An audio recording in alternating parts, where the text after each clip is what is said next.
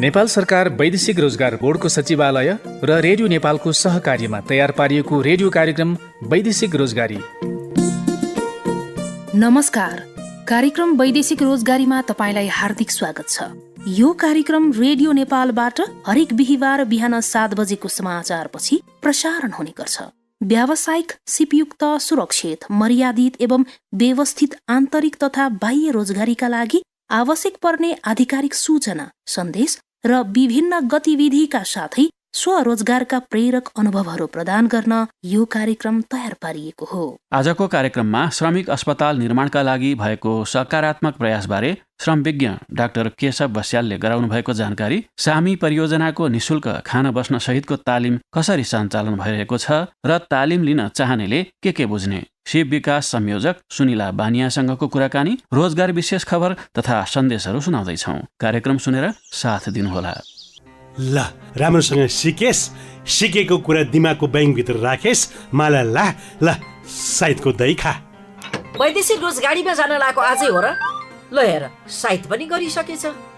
विदेश जानु अगाडि कुन देश जाने हो, त्यो देशको मौसम, हावा पानी, रीतिरिवाज र ट्राफिक नियम पनि जान्नु पर्यो र केही कुरा सिक्ने ट्रेनिङ पनि लिनु पर्यो। त्यही ट्रेनिङ लिनलाई साइट गरेर जान लाग्यो। ओहो, 1000% ठिक काममा जान लाग्यो रहेछ। के काममा जान लाहो? काम गर्दा जोखिम कस्तो छ, के सावधानी अपनाउनु पर्दछ, गाह्रो साह्रो पर्दा सम्बन्धित देशको दूतावासको नम्बर र श्रम कल सेन्टरको टेलिफोन 1141 नम्बर कण्ठ पार्नु पर्दछ। बाबु, यो सबै कुरा थाहा पाउनलाई कहाँ जानुपर्छ बाबु? नेपाल सरकारबाट इजाजत प्राप्त तालिम सञ्चालन गर्ने संस्थामा जाने र विदेश जानु अघि अभिमुखीकरण तालिम लिनु पर्दछ क्या आमा? म पनि त्यही तालिम लिन जान लागेको। उता पहिला नै विदेश गइसके भएर सबै कुरा थाहा छ उसलाई। उलाई पनि थाहा हुन्छ। तपाईँ पनि रोजगारीको लागि विदेश जाँदै हुनुहुन्छ भने अभिमुखीकरण तालिम सम्बन्धी सम्पूर्ण कुराहरू बुझ्न वैदेशिक रोजगार बोर्डको सचिवालय वा जिल्ला स्थित नजिकैको सूचना तथा परामर्श केन्द्रमा गएर जानकारी लिनुहोला है। कार्यक्रममा अब केही रोजगार विशेष खबरहरू। सरकारले श्रमिकको सुरक्षाका लागि करिब 3 वर्ष अघि सुरु गरेको सामाजिक सुरक्षा योजना कार्यक्रम प्रभावकारी बन्दै गएको छ। यसलाई थप प्रभावकारी र व्यवस्थित बनाउन सामाजिक सुरक्षा योजना सञ्चालन कार्यविधि संशोधनका साथै समयानुसार परिष्कृत गरिएको कोषले जनाएको छ। सरकारले श्रमिकको सुरक्षाका लागि 2075 साल मङ्सिरदेखि सुरु गरेको सामाजिक सुरक्षा कोष कार्यक्रममा हालसम्म करिब 3,14,000 श्रमिक सूचीकृत भइसकेका छन् भने करिब 17,000 रोजगारदाता आबद्ध भएका छन्।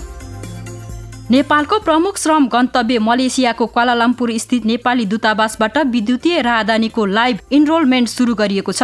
विभिन्न पेशा व्यवसायको सिलसिलामा मलेसियामा रहेका नेपालीलाई राहदानी सम्बन्धी सेवा दिने उद्देश्यले लाइभ इनरोलमेन्ट सुरु गरिएको दूतावासले जनाएको छ। मलेसियामा 2 लाख भन्दा बढी नेपाली वैदेशिक रोजगारीमा रहेको सरकारको तथ्याङ्क छ। सन् 2021 मा साउदीको रियादी स्थित नेपाली राजदूतावासले ट्राफिक दुर्घटनामा मृत्यु भएका 204 नेपाली कामदारको ब्लड मनी सम्बन्धी मुद्दा अदालतमा दायरका लागि सम्बन्धित प्रहरी कार्यालयमा फलोअप गरेको छ, जसमा अदालतमा दायर तथा सुनवाई भएका मध्ये 37 को फैसला भएको छ। 24 वटा फैसलाबाट साउदी रियाल 13,86,500 ब्लड मनी समेत प्राप्त भई मृतकका परिवारको नाममा स्वदेश पठाएको छ। राजदूतावासले करिब 1 वर्षको अवधिमा 13,000 मागपत्रको प्रक्रिया गरी 11,000 भन्दा बढी मागपत्र प्रमाणीकरण गरेको छ। दुर्घटनामा परेर वा विविध कारणले निधन भएका 224 नेपाली मध्ये 189 जनाको शव स्वदेश पठाएको र 35 जनाको साउदी अरबमै अन्तिम संस्कार भएको पनि जनाएको छ। नेपाली राजदूतावास आबुधाबीले फागुन 2 गतेदेखि अर्को सूचना जारी नभएसम्मका लागि एमआरपी नवीकरण गर्ने तथा बनाउने कार्य स्थगन गरिएको एक सूचना मार्फत जानकारी गराएको छ। गण्डकी प्रदेश सरकार अन्तर्गतको सिप विकास तथा व्यावसायिक तालिम केन्द्रबाट करिब 1000 जनाले सिपमूलक तालिम प्राप्त गर्ने भएका छन्। बेरोजगार, एकल महिला, युवा युवती, वैदेशिक रोजगारीबाट फर्केका र गरिब तथा अति विपन्नलाई लक्षित गर्दै सिप विकास तालिम केन्द्रले सञ्चालन गरेको तालिमबाट यस आर्थिक वर्षमा करिब 1000 जनाले सिपमूलक तालिम प्राप्त गर्न लागेका हुन्। काठमाडौँको नारायणहिटीमा रहेको कन्सुलर सेवा विभागले त्रिपुरेश्वरमा बनेको नयाँ भवनबाट सेवा दिन थालेको छ। त्यस्तै विभागले पालिका तहबाटै सेवा दिने तयारी गरेको छ। विभागले कागजात प्रमाणीकरण र उद्धारको काम पनि गर्दै आएको छ। रोजगार मात्र होइन, अब सुरक्षित रोजगार। कसरी? त्यसका लागि आवश्यक छ व्यावसायिक सिप। सिप भयो भने पैसा पनि धेरै पाउँछ, राम्रो काम पनि पाउँछ र मान्छे सुरक्षित पनि हुन्छ। सिप सिक्यो भने या त आफैले स्वरोजगार बन्न सक्यो या विदेशमा जान सक्यो। पाइराखेको भन्दा धेरै राम्रो पैसा, धेरै राम्रो मान सम्मान र मर्यादामा रहन्छ। त्यसकारण यो सुरक्षित वैदेशिक रोजगार, आत्मनिर्भर हुने खालको स्वरोजगार, यो दुईटै कुरा फाइदा छ भन्ने कुरा बुझ्न जरुरी छ। व्यावसायिक सिपबाट सुरक्षित रोजगार, सुरक्षित रोजगार, सुरक्षित भविष्य। उहाँहरूको अनुभव के रहन्छ भने सिप परीक्षण गरेर सर्टिफिकेट लग्यो भने त्यसको भ्यालु अलिकति फरक छ। रोजगारदाताले पनि एक तह माथिको हामीलाई सुविधाहरू दिने अथवा काम पनि अलिक सहज किसिमले गर्न सकिने वातावरण त्यहाँ सिर्जना हुन्छ। व्यावसायिक सिप र सुरक्षित रोजगारीका लागि आधिकारिक सूचना एवं गतिविधि समेटिने रेडियो नेपाल र वैदेशिक रोजगार बोर्ड सचिवालयको साझा प्रस्तुति कार्यक्रम वैदेशिक रोजगारी हरेक बिहीबार बिहान 7 बजेको समाचारपछि रेडियो नेपालमा। सिपयुक्त रोजगार आर्थिक समृद्धिको आधार। श्रम, रोजगार तथा सामाजिक सुरक्षा मन्त्रालयले बनाउन लागेको श्रमिक अस्पताल निर्माणका लागि मन्त्री परिषदमा प्रस्ताव गएको छ। 70 लाखभन्दा बढी आन्तरिक रोजगारीमा रहेका श्रमिक तथा उनीहरूको परिवारका सदस्यको सहज उपचारका लागि मन्त्रालयले अस्पताल बनाउने भएको हो। मन्त्रालयका श्रम सल्लाहकार डाक्टर केशव बस्याल। अहिले प्रस्ताव गएको छ हैन, खास गरिकन चाहिँ अब हाम्रो देशमा चाहिँ यो प्र्याक्टिस पनि छ, अरू ठाउँ पनि छ। खास गरी अब सेक्टर वाइज हस्पिटल निर्माण गर्ने कुरा हैन। अनि यसअघि पनि अब निजामती अस्पताल, यो आर्मीको हस्पिटल, सशस्त्रको, पुलिसको लगायत अब पछिल्लो समयमा शिक्षकहरूको लागि अस्पताल निर्माण गर्ने जुन पनि कुरा उठेको छ, त्यसै सन्दर्भमा चाहिँ खास गरी नेपालमा सबभन्दा तल्लो तहमा रहेका मार्जिनल ग्रुप भनेर हामी जुन श्रमिकहरूको योगदानलाई पनि कदर गर्दै उनीहरूको स्वास्थ्य प्रति चिन्ता पनि हो एउटा सबभन्दा प्रमुख कुरा। त्यसै सन्दर्भमा चाहिँ यो चाहिँ अहिले हस्पिटल निर्माण गर्नुपर्छ भन्ने चाहिँ माग पनि गरिरहेको धेरै वर्षदेखि। त्यसैलाई सम्बोधन गर्दै अहिले हामीले श्रम मन्त्रालयले माननीय मन्त्रीजीको अगुवाईमा यो अहिले हामी अगाडि बढेको छ। श्रमिकको कार्यस्थल दुर्घटना, मातृत्व संरक्षण, बिरामी हुँदा औषधि उपचार सुविधा, पेशागत कारणले लाग्ने रोग लगायतको अनुसन्धान समेत गरिने मन्त्रालयले जनाएको छ। साथै वैदेशिक रोजगारीबाट फर्केका श्रमिक तथा उनीहरूको परिवारका सदस्यका लागि समेत सहुलियतमा उपचार सेवा उपलब्ध गराइने भएको छ। श्रम, रोजगार तथा सामाजिक सुरक्षा मन्त्री कृष्ण कुमार श्रेष्ठले अवधारणा पत्र स्वीकृत गरी अस्पताल निर्माणको सम्भाव्यता अध्ययनको टोली समेत गठन गरिसक्नु भएको छ। सामाजिक सुरक्षा योजनालाई समेत महत्त्वपूर्ण योगदान दिने जानकारी गराउँदै उहाँ भन्नुहुन्छ, यसले दुई तीनटा कुराहरू गर्छ। यसले एउटा चाहिँ आर्थिक क्षेत्रमा खास गरिकन उत्पादकत्व बढाउने काम गर्छ। श्रमिकको स्वास्थ्य भनेको उत्पादकत्वसँग पनि जोडिएको कुरा हो, एउटा कुरा। दोस्रो कुरो, नेपाल सरकारको योगदानमा आधारित सामाजिक सुरक्षाको जुन योजना छ त्यसलाई पनि यसले यो अस्पतालले चाहिँ कन्ट्रिब्युसन गर्न सक्छ, योगदान गर्न सक्छ भन्ने उद्देश्य नै प्रमुख हो।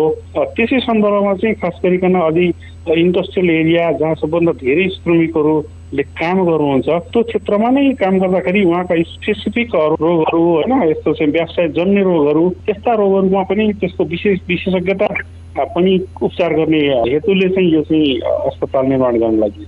उहाँ हुनुहुन्थ्यो मन्त्रालयका श्रम सल्लाहकार डाक्टर केशव बस्याल।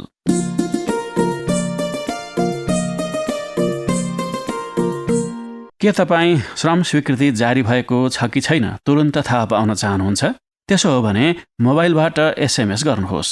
मोबाइलको मेसेज बक्समा पीपी टाइप गरी 1 स्पेस दिई राहदानी नम्बर टाइप गरेर 34001 मा पठाउनुहोस्।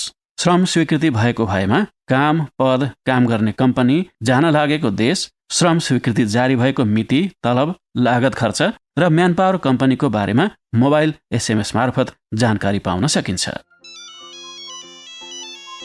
होइन, कता हो? फोन आएको छ। फोन पनि आउँछ, कहीँ घन्टी पो त आउँछ। फोनको घन्टी सुने कि यो छोरालाई विदेश पठाउँदाखेरि लिएको ऋण तिर भन्ने फोन हो कि या डर लाग्छ। छोराकै हो यो फोन। हेलो बा, पैसा पठाइस्? के को पैसा पठाउने? अब मलाई नै फिर्ता पठाउने। फिर्ता पठाउने? ल हुन नि, किन नि? होइन, के भो भने के भो? फर्मा लगा धारा बना भन्छ। मैले जान्दिनँ भनेको कि भारी बो कि फिर्ता जा भन्छ। आफूसँग ज्ञान नभएपछि हामी त मान्छे नै हेर्नु जस्तो गर्छ। नभने जति तलब दिन्छ न इज्जत नै। आफूसँग सिप नभएपछि के गर्ने र खै? अरे अब मैले छोरालाई विदेश पठाएको ऋण कसरी तिर्ने?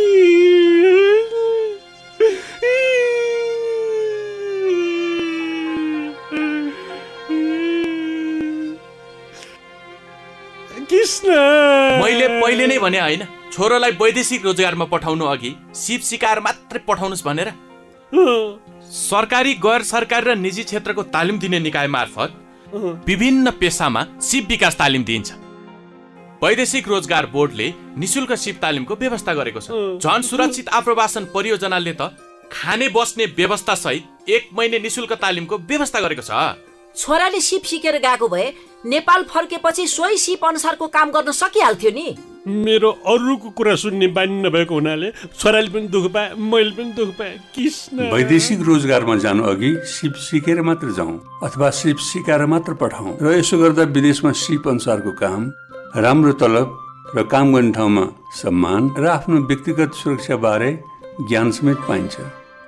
वैदेशिक रोजगारीमा जान चाहनेहरूका लागि सुरक्षित आप्रवासन सामीले खाने बस्ने व्यवस्था सहितको निशुल्क सिप तालिम सञ्चालन गरिरहेको छ। सामी नेपाल सरकार र स्विस सरकार बीचको द्विपक्षीय परियोजना हो। यो परियोजना श्रम, रोजगार तथा सामाजिक सुरक्षा मन्त्रालय र स्थानीय सरकारहरूको नेतृत्वमा सञ्चालित छ। सामीले विभिन्न समयमा 1 महिने निशुल्क सिपमूलक तालिम सञ्चालन गर्दै आएको छ। अहिले वैदेशिक रोजगारीमा जान चाहने महिला र पुरुष दुवैका लागि लक्षित गरी काठमाडौँ उपत्यका, झापा, धनुषा, बुटवल र पोखरामा तालिम सञ्चालन भइरहेको छ। पुरुषका लागि industrial electrician, mason, shuttering carpentry, scaffolding, steel fixer, pipe fitter, abrasive blast तथा spray painting, plumbing, kitchen helper र महिलाका लागि गार्मेन्ट मेसिन अपरेटर र हाउसकिपिङ क्लिनरको तालिम लिन पाउने सामीका सिप विकास संयोजक सुनिला बानियाले जानकारी दिनुभयो। तालिम लिनका लागि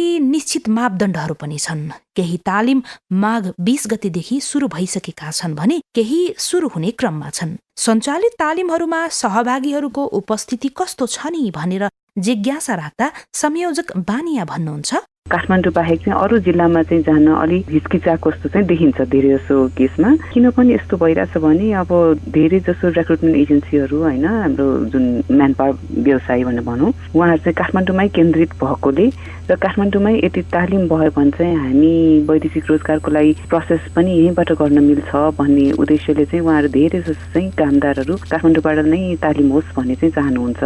पुरुषहरूको लागि चाहिँ हाम्रो उमेर 19 वर्षदेखि 35 वर्ष भनेर भनेका छौँ। पासपोर्ट हुनै पर्छ। एजुकेसनल क्वालिफिकेसन पनि त्यही अनुसारै हाम्रो मापदण्ड छ। यो कन्स्ट्रक्सनमा हाम्रो धेरै तालिम हुने भएकोले उहाँहरूले एउटा सेफ्टी सुज चाहिँ किन्नु पर्ने हुन्छ।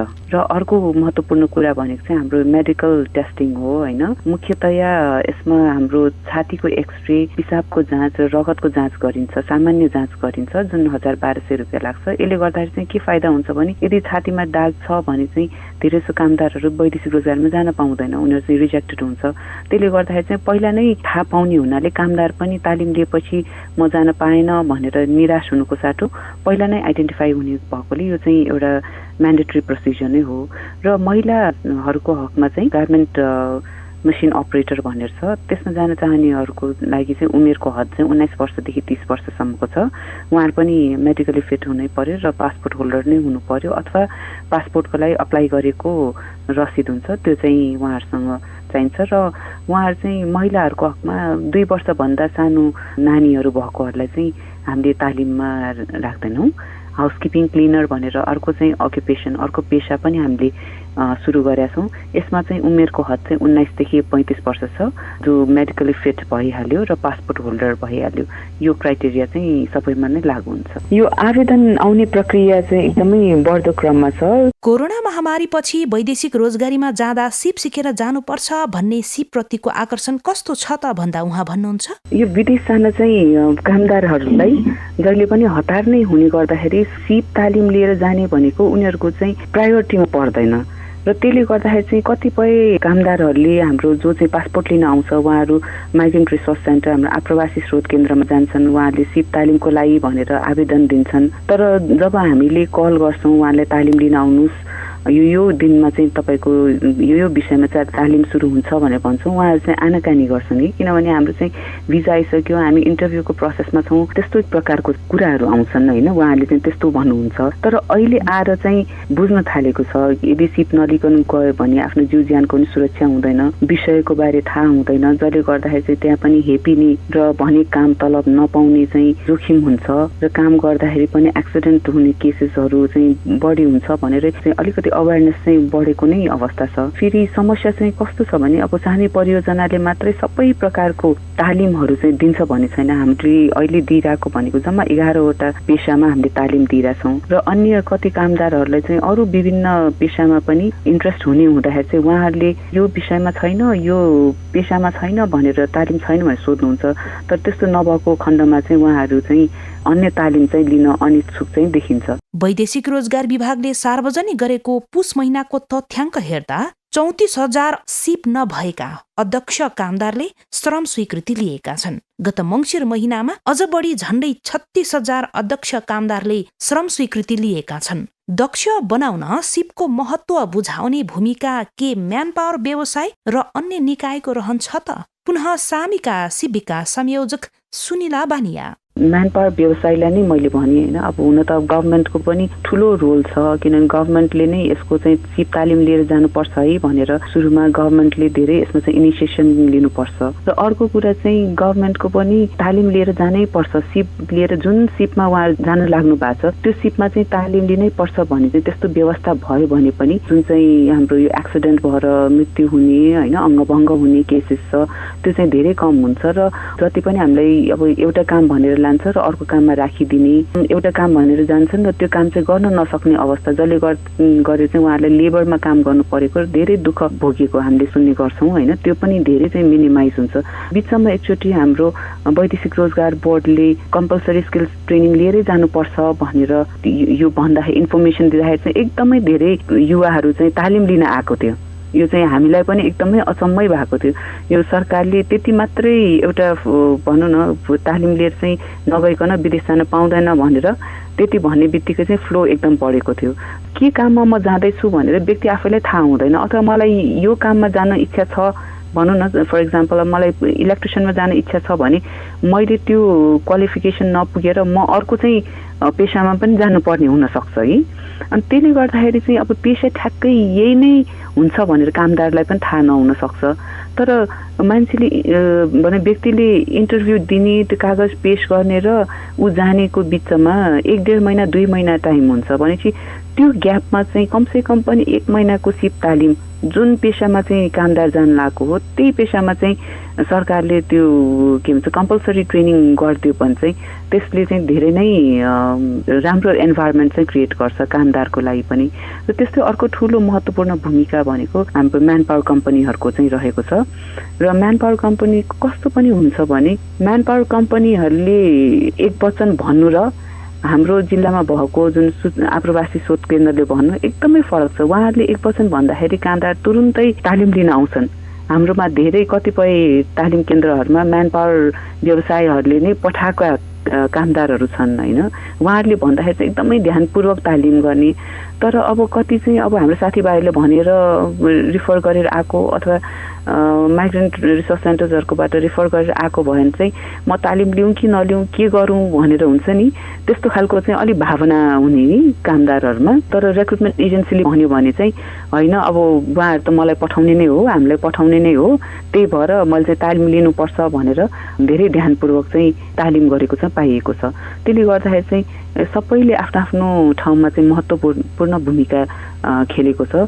माइग्रेन्ट रिसोर्स सेन्टर्सहरू भयो, हाम्रो रिक्रुटमेन्ट एजेन्सिजहरू भयो, त्यस्तै गरेर हाम्रो गभर्मेन्टको पनि ठुलो रोल छ जस्तो लाग्छ यो इन्फर्मेसन डिसेमिनेसन र कामदारहरूलाई चाहिँ तालिम लिनको लागि उत्साह जगाउने र लिनै पर्छ भनेर लिन कति महत्त्वपूर्ण छ भनेर सम्झाउन चाहिँ धेरै जरुरी छ। निशुल्क खाने बस्ने र तालिम लिन पाउने अवसरबारे बुझाउन स्थानीय सरकारको महत्त्वपूर्ण भूमिका हुने उहाँ बताउनुहुन्छ। हाम्रो अहिले तालिममा मान्छेहरू आकर्षण नहुनु भनेको मुख्यतया चाहिँ नामको लागि मात्रै तालिम हो, खासै तालिममा गएर केही सिकिँदैन, अब यो तालिमको आउटकम पनि केही हुँदैन भने त्यो फिल गरेर मान्छेहरूको चाहिँ जुन नेपाली कामदारहरूको तालिममा आकर्षण चाहिँ घटेको अवस्था छ। तर हाम्रो जुन स्थानीय सरकारद्वारा चाहिँ अब धेरै तालिमहरू सञ्चालन पनि भइरहेछ, उहाँले त्यही अनुसारको इन्फर्मेसन पनि दिइरहनु भएको छ कामदारहरूलाई र धेरै एक्टिभ रोल प्ले गरिरहनु भएको छ स्थानीय सरकारले। भने स्थानीय सरकारबाट जति पनि तालिमहरू हुँदैछ त्यसको चाहिँ क्वालिटी अस्योरेन्स चाहिँ कसरी गर्ने त? किनभने विदेशमा जाने कामदारहरूलाई त फेरि नेपालमा जस्तो तालिमले चाहिँ पुग्दैन, त्यही अनुसारको ट्रेनिङ सेन्टर्सहरू पनि मेन्टेन हुनु पर्यो। तपाईँको सरसामानहरू, त्यसमा चाहिने टुल्स एन्ड इक्विपमेन्टहरू, मटेरियलहरू पनि त्यही अनुसार हुनु पर्यो।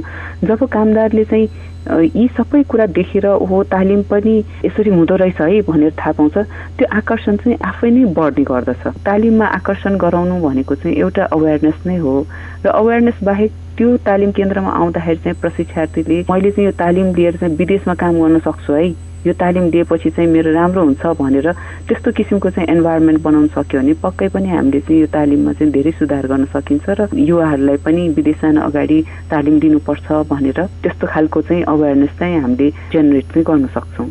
उहाँ हुनुहुन्थ्यो सामीका सिप विकास संयोजक सुनिला बानिया। अझै यही चरणमा सञ्चालन हुने तालिममा भर्ना हुन चाहनेले 98 40 24 80 30 मा सम्पर्क गरेर जानकारी लिन र बुझ्न सक्ने पनि व्यवस्था गरिएको छ। वैदेशिक रोजगारी कार्यक्रम सुनेपछि तपाईलाई केही भन्न वा सोध्न मन भएमा श्रम कल सेन्टरको 1141 मा निशुल्क फोन गर्न सक्नुहुन्छ वा मोबाइल नम्बर 98 86 46 25 08 मा पनि सम्पर्क गर्न सकिन्छ। यो कार्यक्रम वैदेशिक रोजगारी रेडियो प्रोग्राम युट्युब च्यानल र वैदेशिक रोजगारी एपबाट पनि सुन्न सकिन्छ। सुनेपछि भन्न मन लागेका कुराहरू हामीलाई टिपाउन नबिर्सिनुहोला। अर्को हप्ता फेरि वैदेशिक रोजगारीका लागि आवश्यक सूचना, जानकारी र गतिविधिहरू सुनाउन उपस्थित हुने नै छौं। आजलाई कार्यक्रमबाट सहकर्मी सम्झना गौतम, हेमन्त उप्रेती, अच्युत अरियाल सहित मनुका कुँवरलाई बिदा दिनुहोस्। नमस्ते।